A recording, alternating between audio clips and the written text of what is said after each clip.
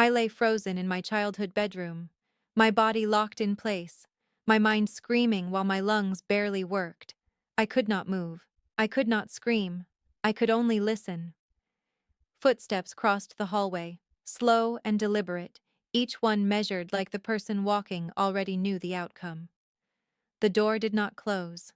It stayed slightly open, just enough to let sound and shadow leak into the room. From the darkness outside, my sister whispered, calm and steady, just make it look natural. A man I had never seen before stepped into the room. He leaned over me and checked my pulse, his fingers cold and practiced. That was when I realized something far worse than death was happening, because whoever he was not there to save me. I lay frozen in my childhood bedroom, unable to move, unable to scream. My body felt heavy, like it no longer belonged to me, like it had been borrowed without permission. I could hear everything. Footsteps in the hallway, slow, careful, intentional. The door did not shut. It stayed slightly open, frozen in that position like a decision already made.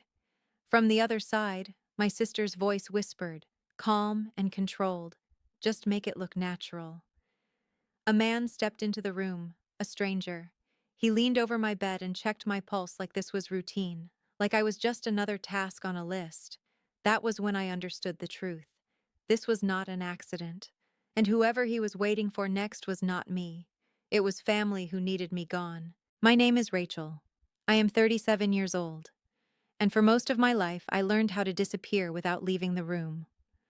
I live in Virginia now, far from the house where I grew up, far from the walls that learned my silence.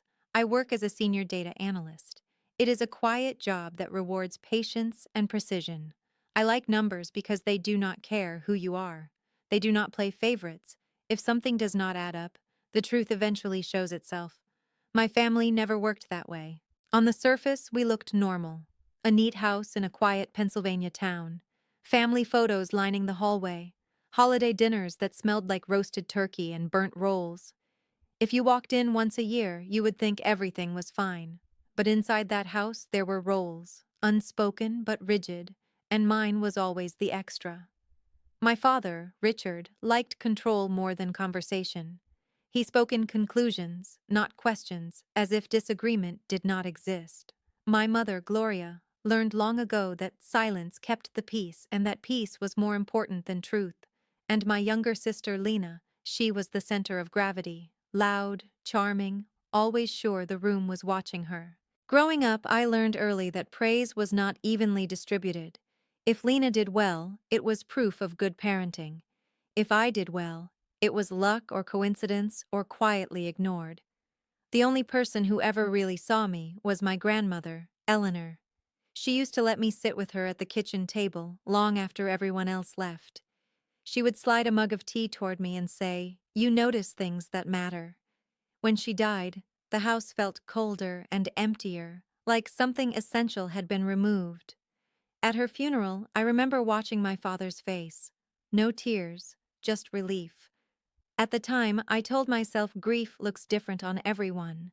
Before she passed, Grandma Eleanor gave me a small tin box. "Do not open this in front of your father," she said.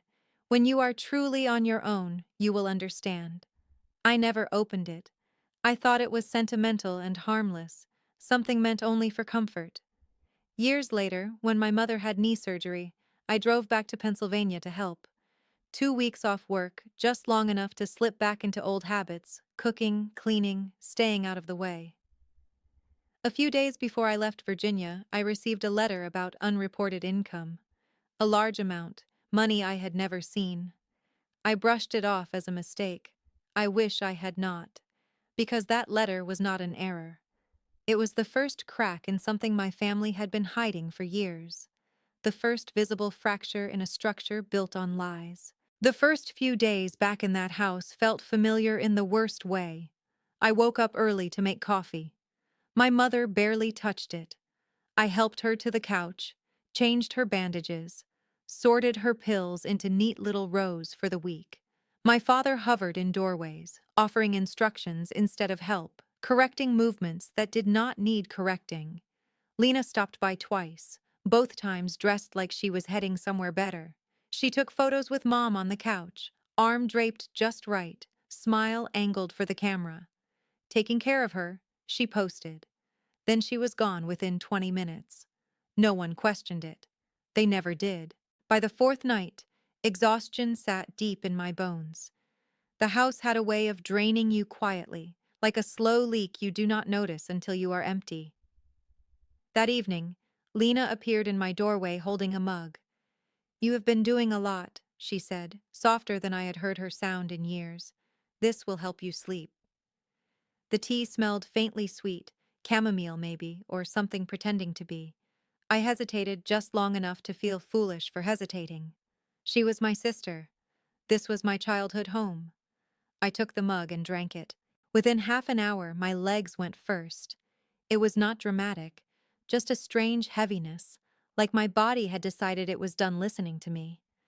I tried to stand and did not make it past the edge of the bed. My arms followed, then my fingers. Panic surged, but my mouth would not cooperate. I was awake, fully awake, trapped inside myself. Through the narrow opening of my door, I saw a sliver of hallway light. A shadow passed, then stopped. Lena's voice floated in low and controlled. "Just do what Dad asked." The door did not open all the way. It stayed slightly ajar. Footsteps crossed the threshold. He moved carefully, like someone who did not want to leave marks or memories. I could not turn my head, but I felt the mattress dip beside me. 2 fingers pressed against my neck, checking my pulse. "She is still breathing," the man muttered. This was not supposed to hit her this hard. My stomach dropped. "Lower your voice," Lena snapped. "She will not remember anything." I wanted to scream. I wanted to fight. Instead, I stared at the ceiling, watching a crack I remembered from when I was 12. "Dad said this is the only way," Lena continued. "Once the hearing happens, it will not matter." Hearing. That word cut through the fog sharper than anything else.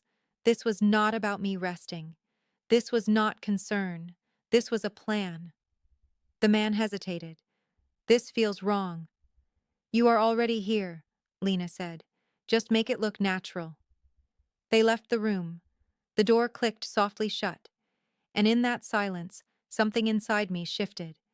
This was not sibling rivalry. This was not neglect. This was deliberate. My family was not trying to protect me. They were trying to erase me. And whatever that upcoming hearing was, I knew one thing with absolute clarity. If I stayed in that house until morning, I would not leave it on my own terms. Time stretched in strange ways after they left. Minutes felt like hours. Hours slipped by without edges.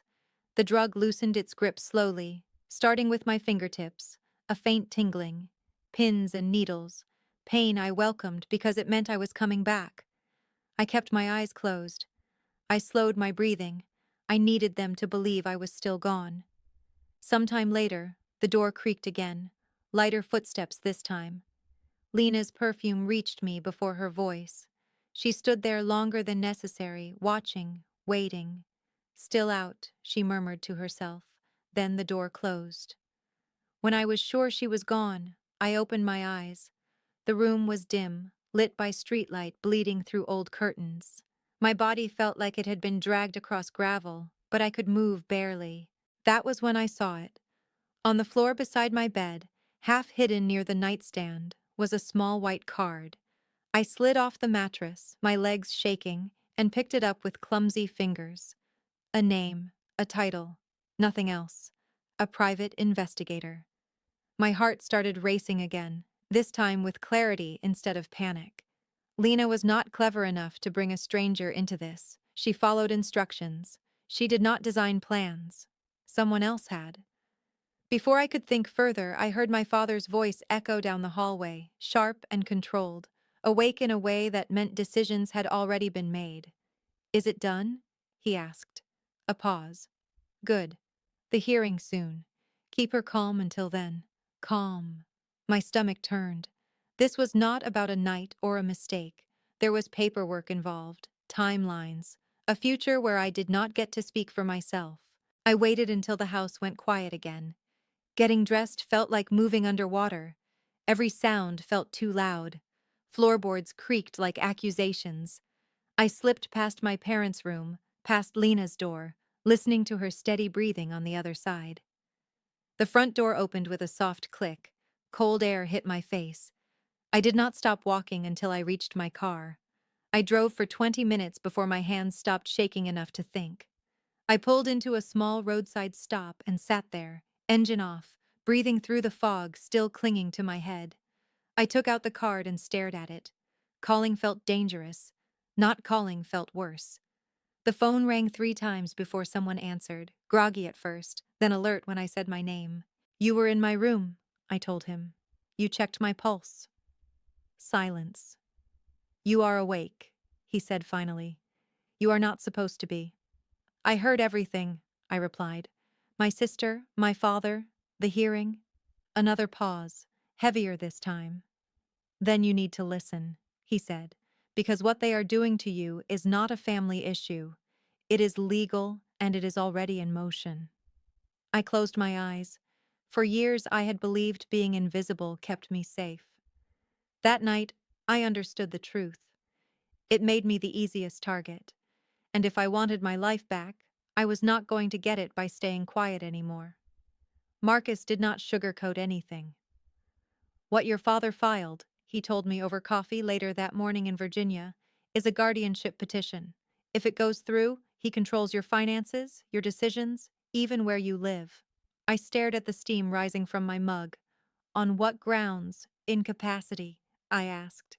He said financial irresponsibility, emotional instability. I almost laughed, almost. "For months," Marcus continued, "he has been building a paper trail. Payments, bills, accounts opened and closed in your name. Money moved around to make it look like you were spiraling." "And my sister?" I asked. He hesitated. "She thinks she is protecting your parents. She believes you were taking money. Your father showed her documents, forged ones." Something in my chest tightened. Not sympathy, not forgiveness, just clarity. Marcus slid a folder across the table. "There is more. But if we are going to stop this, we need a lawyer today." That was how Sandra Chen entered my life. She did not waste time on comfort. She asked precise questions, took notes without looking up. When I told her about the night in my bedroom, her jaw tightened just enough to notice. "This is not just financial abuse," she said. "It is coercive control, and the timing matters." "When is the hearing?" she asked. "Friday," I said. She checked her watch. "Then we work fast." That afternoon, back in my apartment, I finally opened the tin box my grandmother had given me. Inside was a folded document and a letter yellowed at the edges. Her handwriting was shaky, but unmistakable. She wrote about my father filing false statements after her death, about money that was supposed to go to me, about her fear that he would never stop if no one challenged him. The document underneath was her original will. Sandra read it twice, then exhaled slowly. "This changes everything." By Thursday night, we had assembled the story my father never thought I would be able to tell. Records showing the flow of money, proof the accounts tied back to him, a timeline that made his narrative collapse under its own weight. Friday morning, I walked into the courthouse wearing a navy suit I had owned for years but never felt ready to wear. My father was already there, seated confidently, arm draped over the back of the chair like he owned the room. My mother sat beside him, hands folded, eyes down. Lena was nowhere to be seen. Richard looked up when I entered. For the first time in my life, he did not hide his shock. "You should not be here," he said quietly as I passed. I did not respond. I sat down next to Sandra and placed my hands flat on the table. They did not shake. The hearing started the way he expected. His attorney spoke about concern, about family, about a daughter who had lost her way. Documents were passed forward, carefully curated and selective. Then Sandra stood. She did not raise her voice. She did not rush. She pointed out the incorrect address listed as my residence, the missing notifications, the unusual timing of financial movements. She used the word misrepresentation, then manipulation, then fraud. The judge's expression changed. Sandra asked that the court review the original will and submit it into evidence. She explained how the funds my father claimed I had mishandled were never mine to begin with. Finally, she asked me to speak. I answered every question clearly. My job, my budget, my savings, my understanding of my own affairs. The evaluator looked confused. Why was this petition filed at all? The room went quiet. The judge dismissed the guardianship petition on the spot and ordered a formal investigation into how it had been filed. Richard stood up too quickly. "This is a misunderstanding." "Sit down," the judge said. I watched something crumble in him then, not fear of consequences, fear of exposure. Outside the courtroom, Lena found me. Her face was pale. "You lied," she said. "You let us think." "No," I replied. "I stopped correcting you." She opened her mouth to argue, closed it again. For the first time, she looked unsure of which script to follow. Over the next weeks, the truth came out piece by piece. Investigators traced the money, the forged signatures, the accounts linked back to my father. Everything he had accused me of doing, he had been doing himself. When the charges were filed, he did not call me. He did not apologize. He claimed I had manipulated everyone against him. At his sentencing, he spoke once. "My daughter is unstable," he said. "She has always been jealous." The judge listened, then responded calmly. "The evidence suggests otherwise." The sentence was handed down. A long one. Lena's case followed. The court acknowledged her role and her reliance on what she had been told. She received probation and mandatory counseling. She approached me afterward, eyes red. "I did not know," she whispered. "I thought I was helping." "You did not ask," I said. "That matters." She nodded like the weight of that truth had finally landed. As for my mother, she said nothing. She watched, and for once her silence was not protection, it was consequence. I stood alone outside the courthouse when it was over, the air sharp with winter. I expected to feel victorious. Instead, I felt steady. The doorway that night did not end me. It revealed them. And for the first time, I was not walking away invisible. The weeks after the hearing moved quietly, like the world was exhaling after holding its breath too long. The investigation unfolded exactly as the evidence said it would. My father's story unraveled on paper first, then in court. The sentence made it clear this was not a misunderstanding or a family dispute. It was a crime. When they led him away, he never looked at me. Not once. I realized then he never really had. Lena's outcome was different. Probation, mandatory counseling, consequences without absolution. She stood outside the courthouse afterward, smaller somehow, stripped of the certainty she had borrowed for years. She said she was sorry. I believed she meant it. That did not mean things could go back to what they were. My mother moved out of the house she had hidden inside for decades. Silence no longer protected her. It simply followed her somewhere else. I returned to Virginia and bought a small place near the water. Mornings were quiet and honest.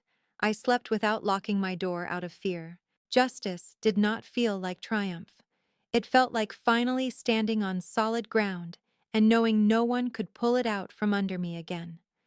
For a long time, I believed staying quiet was the same as staying safe. I was wrong.